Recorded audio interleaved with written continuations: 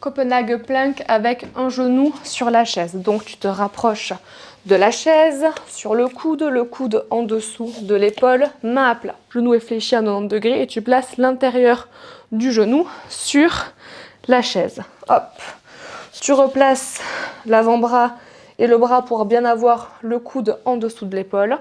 Je place mon neutre du bassin, je me grandis, j'expire, je pousse mon genou contre la chaise et je viens monter le deuxième genou contre la chaise. Ici, l'idée, c'est que tu vois une ligne entre épaule, hanche, genou. Tu ne dois pas être ici, mais vraiment repousser bien fort dans le genou pour monter. D'accord ?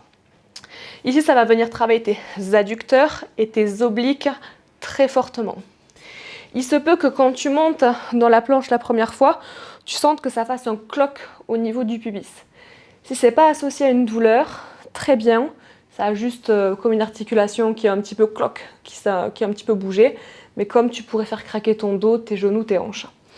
Si maintenant tu sens une douleur qui te cisaille au niveau du pubis, c'est que l'exercice est trop avancé ou que tu le fais pas bien. À ce moment-là, deux options s'offrent à toi. Soit il faut revoir la technique parce que possiblement c'est un problème de placement, soit il faut repartir sur une option un petit peu plus intermédiaire pour pouvoir engager les bons muscles et au fur et à mesure monter en difficulté.